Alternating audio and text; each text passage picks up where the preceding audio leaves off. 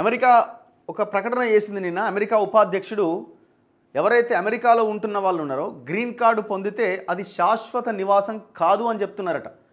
Green card శాశ్వత నివాసానికి హామీ కాదు. అమెరికా ఉపాధ్యక్షుడు జేడీ వాన్స్ సంచలన ప్రకటన. ఇప్పుడు చాలామంది అక్కడే సెటిల్ అవ్వాలి అనుకున్న వాళ్ళకి గ్రీన్ కార్డు ఉంటుంది. సో గ్రీన్ కార్డు హోల్డరా అంటే గ్రీన్ కార్డు ఉంటే ఇక వాళ్ళు అక్కడ పౌరుడి కింద లెక్క, అంటే అమెరికన్ సిటిజన్ కింద లెక్క. కానీ ట్రంప్ వచ్చిన తర్వాత ఆయన నిర్ణయాలు ఎవరైతే ఆ దేశానికి బతకడానికి వస్తున్నారో ఇండియన్స్తో పాటు మిగతా దేశాల వాళ్ళకి చాలా ఇబ్బందిగా పరిణమించింది. సో ఇప్పటికే చాలామందిని అక్రమంగా వలస వచ్చి ఇక్కడ ఉంటున్నారని చెప్పి ఎక్కడికక్కడ సైనిక విమానాలు పెట్టి ఆయా దేశాల్లో దించేస్తున్నారు బేడీలేసి మరి. సో ఇప్పుడు ఎవరైతే అక్కడ గ్రీన్ కార్డ్ హోల్డర్స్ ఉన్నారో వాళ్ళకి ఒక హెచ్చరికలాగా ఒక కమెంట్ చేయడం జరిగింది. అమెరికాలో గ్రీన్ కార్డుదారులు శాశ్వత నివాసాలుగా ఉండలేరని ఆ దేశ ఉపాధ్యక్షుడు జేడీ వాన్స్ తాజాగా చేసిన సంచలన ప్రకటన కలకలం సృష్టిస్తోంది. ఇప్పటికే ట్రంప్ సర్కారు అనుసరిస్తున్న ఇమ్మిగ్రేషన్ విధానాలపైన ప్రపంచవ్యాప్తంగా విమర్శలు చెలరేగుతున్న సమయంలో వాన్స్ వ్యాఖ్యలు కొత్త చర్చకు దారితీసినాయి. ఫాక్స్ న్యూస్ ఛానల్లో జేడీ వాన్స్ మాట్లాడుతూ గ్రీన్ కార్డ్ పొందినంత మాత్రాన వారికి అమెరికాలో ఎల్లకాలం ఉండిపోయే హక్కు లేదు. ఇది వాక్ స్వేచ్ఛకు సంబంధించిన అంశం కాదు, ఇది జాతీయ భద్రతకు సంబంధించిన విషయం. అమెరికా పౌరులుగా ఎవరిని మాలో విలీనం చేసుకోవాలో మేమే నిర్ణయిస్తాం. విదేశీ వ్యవహారాల మంత్రి కానీ అధ్యక్షుడు కానీ ఎవరైనా ఒక వ్యక్తిని అమెరికాలో ఉండరాదు అని నిర్ణయిస్తే అటువంటి వారికి ఇక్కడ నివసించడానికి ఎటువంటి చట్టబద్ధమైన హక్కు ఉండదు. అమెరికా నివాసితుడు గ్రీన్ కార్డుదారుడుగా ఉన్న మహమ్మద్ ఖలీల్ అనే కొలంబియా వర్సిటీ విద్యార్థి ఇటీవల స్థానిక యూనివర్సిటీలో పాలస్తీనా అనుకూల ఇజ్రాయెల్ వ్యతిరేక ఆందోళనలకు నాయకత్వం వహించిండట. ఈ నేపథ్యంలో అతన్ని గత శనివారం అరెస్ట్ చేసిరట. అతని గ్రీన్ కార్డు రద్దు చేసి స్వదేశం సిరియాకు తిప్పి పంపే ప్రయత్నాలకు ట్రంప్ యంత్రాంగం శ్రీకారం చుట్టింది. ఈ క్రమంలో వాన్స్ పై మేరకు పేర్కొన్నారట. ఆయన గ్రీన్ కార్డు పొందిండు, అమెరికన్ సిటిజన్గా ఆయన వ్యవహారం నడుస్తున్న క్రమంలో ఏదో ఒక మూమెంట్కి తెరదీసిండట. ఒక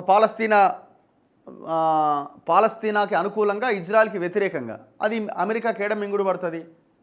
బతకడానికి వచ్చినావు కానీ గ్రీన్ కార్డు కదా, నువ్వు ఇక్కడ సిటిజన్ కదా అని చెప్పి ఆయన అక్కడే ఉంచడానికి వీలు లేదట. తీసి అవతలికి పంపించేస్తున్నారట. సో అంటే దీన్ని బట్టి అర్థమవుతుంది ఏంటంటే ఇప్పుడు అక్కడ గ్రీన్ కార్డుదారుడిగా ఉండి క్వశ్చన్ చేసే అవకాశం మీకు ఉండదు. మీరు బతకడానికి వచ్చినట్టు బతికే మీ పని మీరు చేసుకోవాలి ప్రశాంతంగా. సో అలాంటి వాళ్ళకి ఇబ్బంది లేదని చెప్తున్నారనమాట. ఒక రకమైన హెచ్చరిక. 1952లో ఆమోదించిన అమెరికా ఇమ్మిగ్రేషన్ నేషనాలిటీ చట్టాన్ని అనుసరించి దేశ విదేశాంగ విధానానికి వ్యతిరేకంగా వ్యవహరించే వలసదారులను ఎవరినైనా వెనక్కి పంపించేయొచ్చు. అంటే ఆ దేశానికి వ్యతిరేకంగా ఏమైనా మాట్లాడే ప్రయత్నం చేస్తే మిమ్మల్ని పంపించేయచ్చు. అలాగే నేరాలకు పాల్పడినా, సుదీర్ఘకాలం దేశంలో నివసించకపోయినా, వలస నిబంధనలు పాటించడంలో విఫలమైన ఈ చర్య తీసుకోవచ్చు. అయితే ఈ చట్టాన్ని చాలా అరుదైన సందర్భాల్లోనే ప్రయోగిస్తారని న్యాయ కోవిదులు పేర్కొంటున్నారు. కొంతమంది విద్యార్థులను బహిష్కరించాం, పాలస్తీనియన్లకు అనుకూలంగా ఆందోళన చేస్తూ క్యాంపస్ భవంతిని తమ స్వాధీనంలోకి తీసుకున్న కొందరు విద్యార్థులను తమ విద్యాలయం నుంచి బహిష్కరించినట్లు కొలంబియా యూనివర్సిటీ గురువారం వెల్లడించింది. పట్టభద్రులైన మరికొందరి డిగ్రీలు రద్దు చేశామన్నది. గత వసంతకాలంలో గాజాలో యుద్ధాన్ని నిరసిస్తూ హామిల్టన్ హాల్ను ఆక్రమించిన వారిపై వర్సిటీ న్యాయ విభాగం భారీగా ఆంక్షలు విధించిందని యూనివర్సిటీ తన అధికారిక ఈమెయిల్లో వివరించింది. సో వచ్చిన వాళ్ళు వచ్చినట్టుగా పని చేసుకోవాలి, వెళ్ళిపోవాలి, లేకపోతే ఉన్నట్టు ఉండాలి. ఎక్కువ తక్కువ చేస్తే అవతలికి పంపిస్తాం అంటున్నాను. ఇక వాళ్ళ దేశం వాళ్ళ కథ, మనం ఏమంటాం ఇక. చలో నెక్స్ట్ మిగతా వార్తల్లో, పేదల సంక్షేమానికే భూదానం, నిబంధనలకు అనుగుణంగా కేటాయింపులు పరిశీలించాల్సిందే, కౌంటర్ దాఖలు చేయాలంటూ హైకోర్టు ఆదేశం. ఎవ్వరికి పడితే వానికి భూములు ఇచ్చుకుంటూ పోతున్నారు.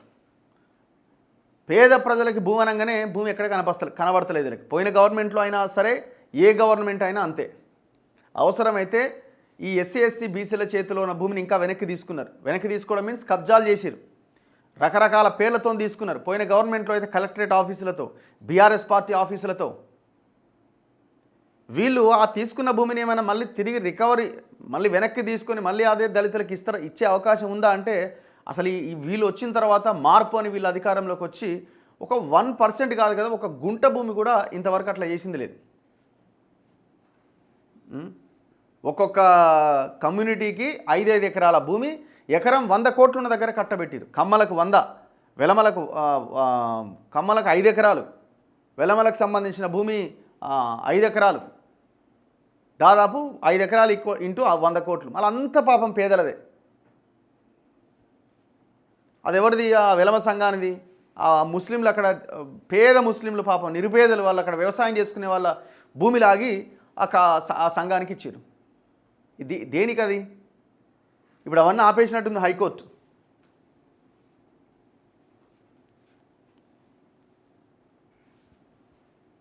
నారాయణపేట జిల్లా ముడుమాల్ శివారులో కృష్ణా నది ఒడ్డున ఉన్న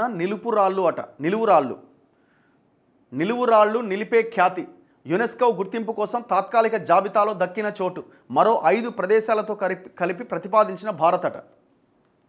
సో ఇది ఒక వారసత్వ సంపద కింద దాన్ని గుర్తించబోతుందట. యునెస్కో గుర్తింపును కోరుతూ మన దేశం నుంచి ఈ నెల 7వ తేదీన 6 ప్రఖ్యాత ప్రాంతాలను ప్రతిపాదించినట. అందులో ఒకటి ఈ నారాయణపేట జిల్లా ముడుమాల్ శివారులో కృష్ణానది ఒడ్డున ఉన్న ఈ నిలువురాళ్ళు అట. ఇగో